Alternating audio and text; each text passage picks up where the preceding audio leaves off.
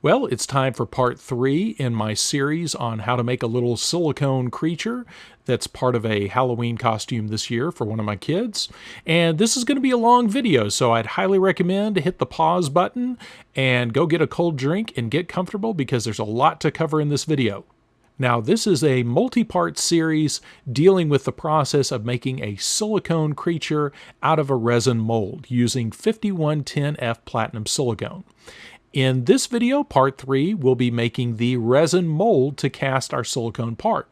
And then in follow-up videos, we'll be showing how to paint the silicone cast, how to patch air bubbles, seaming, that sort of thing, and of course do the final touches like hair work on that finished silicone part. So be sure to stay tuned for the rest of that content. But for now, let's get going on the resin mold, one of the most critical parts of this process. Now this is going to be a 2-piece resin mold, and if I was to do this over again, I'd do it slightly different with different materials, but I'll explain that here in just a minute. First of all, we're going to be establishing a parting line using water-based clay. You could also use oil-based clay. I like water-based clay for this kind of application because it's easy to form, it sticks to the sculpture, and it's easy to clean up any of the residue just using clean water. So once our parting line is established with clay and we release that, we're going to make the first layer, the print coat as it were, with TC808. And the reason for that, TC808 is a resin that's relatively resistant to moisture contamination.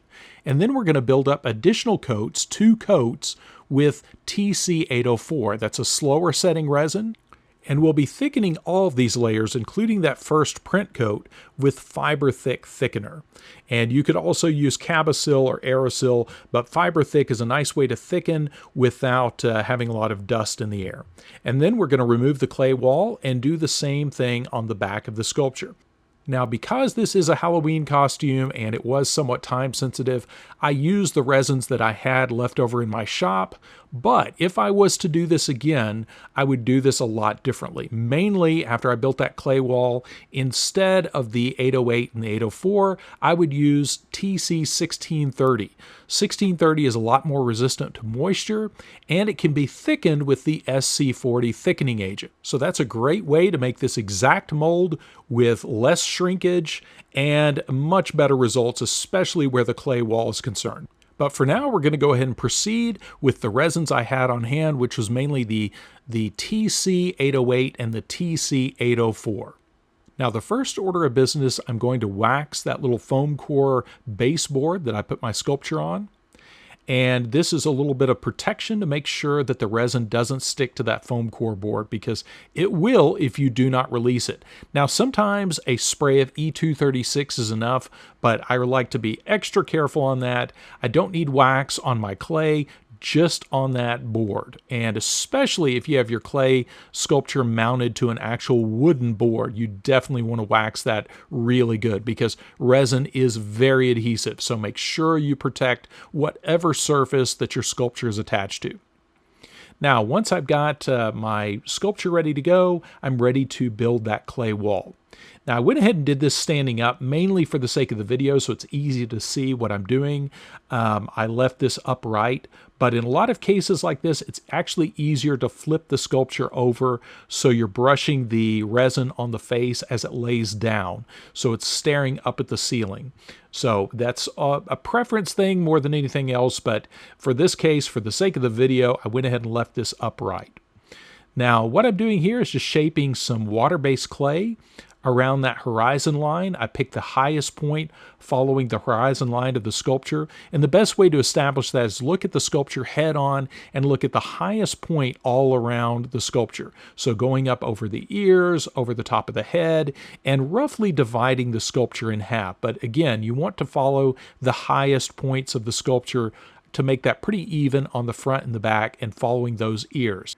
Now, there is a different school of thought that says it's better to put the seam behind the ears so you don't have a seam running across the ears. But in this case, I didn't think that was necessary because ultimately it will have long hair that's going to hang over her little ears there. So the seam on the ears is not as critical.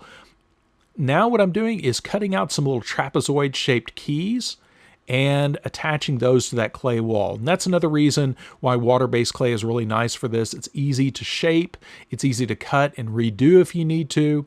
And if you have any problem with your clay wall being stable over a piece like this, you can always use plaster bandage material on the back side to help support it. Now, this is a small enough mold, I didn't have to do anything like that, but this is a pretty straightforward clay wall where we're just trying to make that as straight of a plane as we can.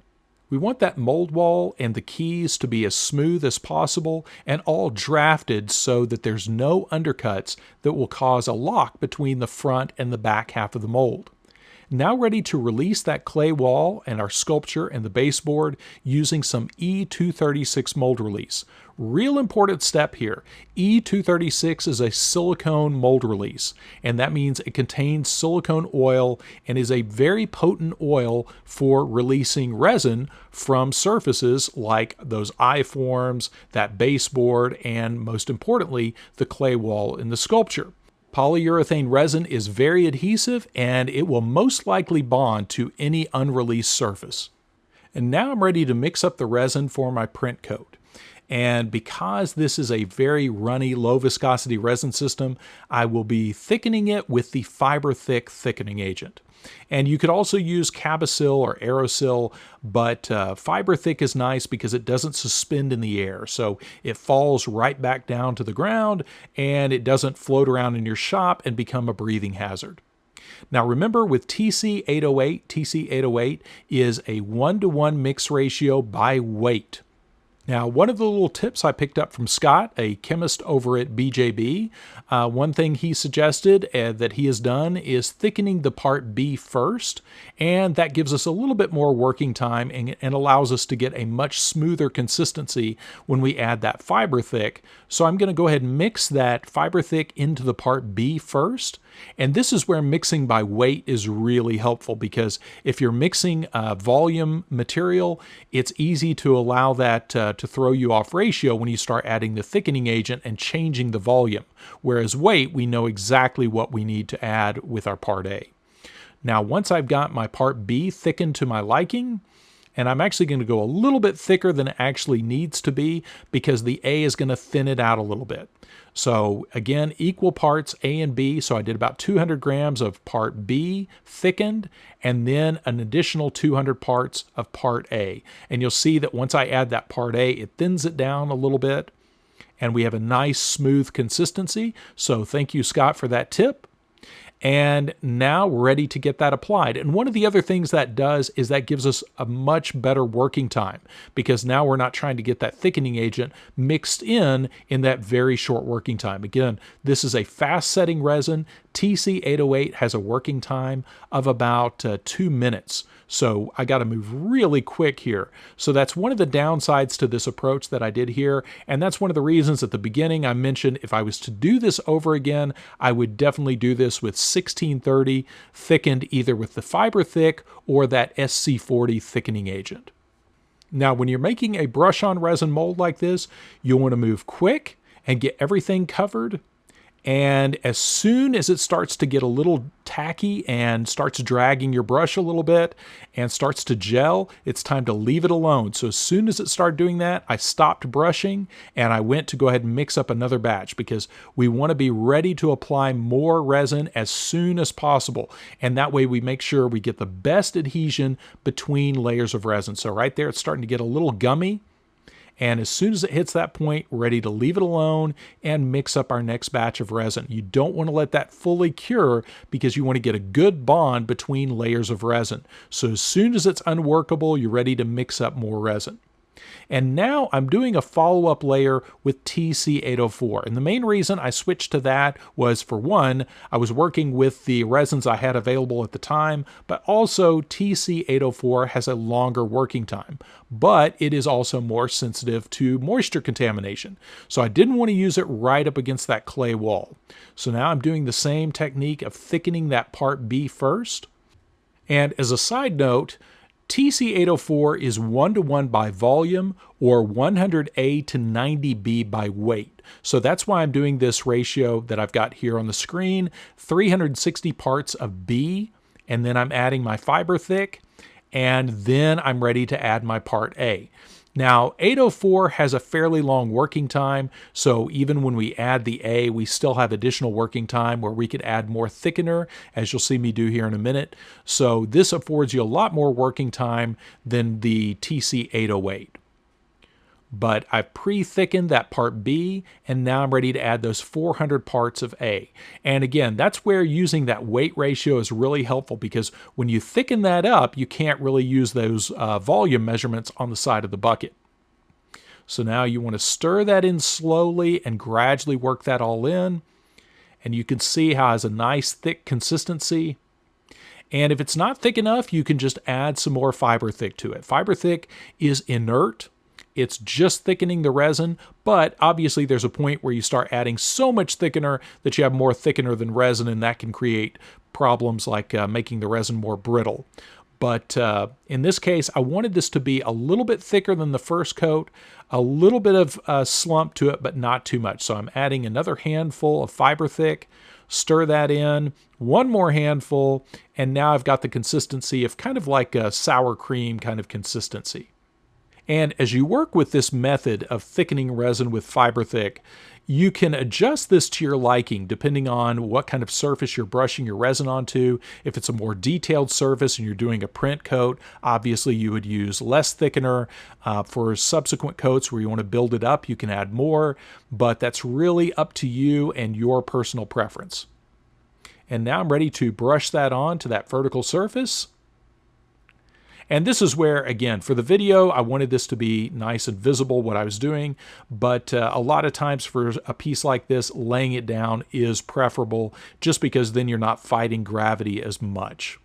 Now, both of the resins I'm using here are very strong, impact resistant, and very hard, high performance resins, so we don't need a lot of thickness to this mold. So really all I need is about 1/4 of an inch to 3/8 of an inch. Now I do want it thick enough on that edge that I can pry on that and open up the mold without risk of it breaking. But overall, we don't need a really thick mold here. And you do want to be careful about exotherm because this does put off a fair amount of heat. And that's one of the reasons you got to move fast with this process before your sculpture starts melting. Now I'm going around the outside of the mold and just using a trowel or a stir stick to square off the edge, and that way I can kind of check and see how thick my mold is. That's a good way to check your progress and see what kind of thickness you built up. And also that minimizes trimming that you have to do later on, because if you leave all of that rough edge of resin there, you'll wind up having to grind a lot of that off later once the mold is finished. Now, again, this is where using the 1630 would really be preferable for this, because 1630 does not put off as much heat. So, and because it's a filled resin, it doesn't undergo any kind of shrinkage. Now, the shrinkage here is minimal, but it still has shrinkage. So just remember that if you're doing a part where shrinkage is a big concern, 1630 is a tooling resin that is much better for this application. And now I'm just cleaning up that outside, and my working time with the 804 is about 7 to 8 minutes at room temperature. So you have more than enough time to adjust the outside of the mold to your liking.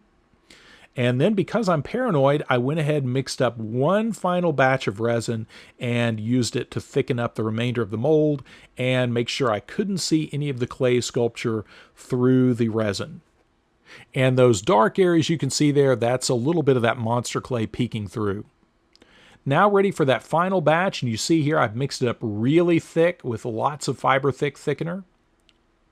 And I'm literally just troweling that on the outside to smooth everything out and thicken up that flange. So mainly to just simplify that form, thicken up that edge. And remember, we want to move quick because we want to get that first half done, peel off that clay wall, and do the second half as soon as possible. So we make sure we get everything done before the exotherm starts distorting our sculpture.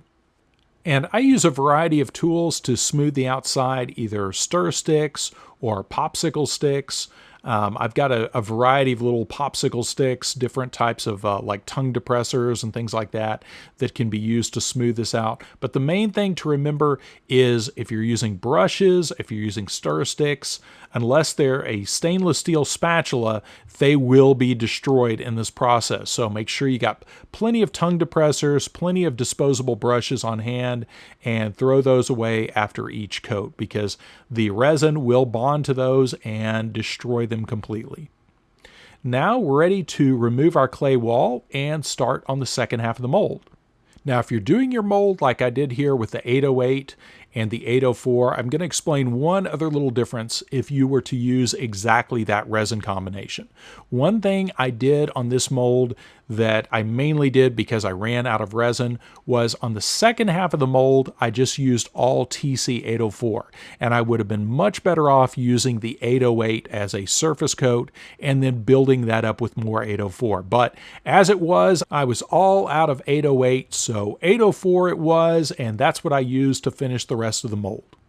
Now, before I get started on applying my resin, I must release that exposed resin surface. So I'm going to apply more Part-All paste wax and then apply some E236 spray release.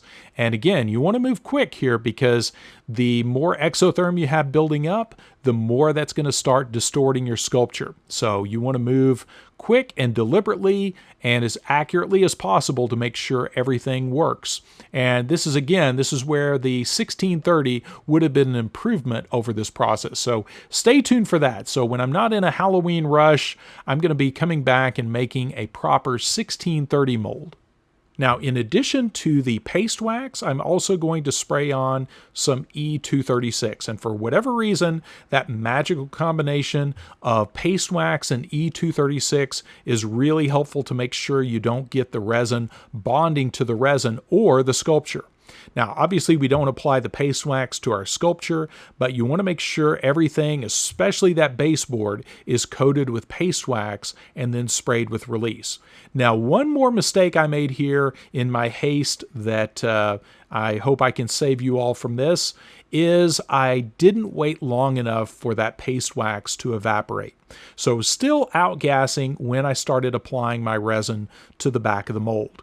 And what that did, it wasn't a deal breaker. I still got a good mold, but I wound up with a lot of little bubbles on the surface of the resin. So if you do this, you might want to wait just a little bit longer and let that paste wax outgas some more before you apply your 236 and continue with the mold. And again, this is one of those areas where using the 808 might have saved me from that because, again, 808 is not as sensitive to those kinds of issues as the 804. So on the back, I just went ahead and built that up with 2 coats of the 804, and I thickened it up a lot more because I didn't have the detail that I had on the first half of the mold. So I'm able to really scrub that resin into the surface of the clay. And then same thing, I'm able to take a popsicle stick or tongue depressor and go around the edge, clean up that edge, and make sure everything's squared off nice. And that's a good way to track my progress there. And then I can continue with my final coat of resin. But again, as soon as the resin starts to get a little grabby, that's when it's time to leave it alone, because if you mess with it too much, you can wind up pulling up that resin. It'll bond to your brush or your tool, and then you wind up pulling out part of the mold with your tool. So be very careful. As soon as you can feel that it's starting to kick off, leave it alone and then start mixing up some more resin. And now I'm ready for my final layer of resin. And again, this is just more of the TC804 thickened with fiber thick. And now I can go really thick on that last layer because I'm not worried about air entrapment on the surface. I do want to make sure I don't get any big voids between that first layer of resin and the second layer. But overall, I can be a little bit more broad in my application than I was right up against the clay. Now, 804 has a working time of about 7 to 8 minutes, which is really more than I needed for a mold this size. So if you wanted to move like a crack-addled spider monkey, you could probably do this all with TC 808. But again, you just have to move really fast in order to do that. Now, TC 804 has a set time of about an hour at room temperature, but I went ahead and let this mold sit for about 2 hours before I started cleaning up that seam with a rasp. And you can see the clay is melting and coming out the bottom of the mold. And that's okay, because at this point, the sculpture has made an impression on the inside of the mold, so we're good to go there, but that is being liquefied by the heat of the resin. So real important, remember that the exotherm from the resin will melt your clay. And we'll get into how to clean that up here in just a minute. But what I'm doing here is using a wood rasp to clean up the outside of the mold, get rid of any little sharp edges, and expose that seam all around. And now I'm ready to pry open the two halves of the mold. You want to do this carefully and make sure the edge, that you've gone all around the edge with a wood rasp and expose that seam, because you want to make sure you don't have any little drips of resin causing that mold to lock. And then just very carefully pry that apart, and now ready to clean out the inside of our mold. And you can see there, it is very much a liquefied clay sculpture at this point. This is where you want to use wood tools to scrape out any of the big chunks of clay. And once we've removed those, then you're ready to break down the rest of the clay using naphtha. Now, for those of you in California, I believe you can also get odorless mineral spirits. But the main thing is having a solvent like naphtha to break down your clay is a great way to clean up your mold. You just want to make absolute sure that you're working in a well-ventilated area and that you're wearing gloves. Anytime you're handling solvents, obviously follow the safety recommendations of the solvent that you're using. And if the solvent directions say wear a respirator, be sure to wear a respirator. But most importantly, make sure you wear gloves and work in a well-ventilated area. And of course, use a throwaway brush for this process, because basically you're using the solvent to break down the clay and then clean paper towels to wipe out the mold. And I'm not going to bore you with that entire process, but you get the idea. There's no easy trick to it. You just got to go through and break down that clay and wipe out the inside of the mold and get it ready for casting. So I'm just going to check the fit of the front and back half. And you see I still have a little bit more work to do to clean this mold up, but now ready to move on to the casting stage.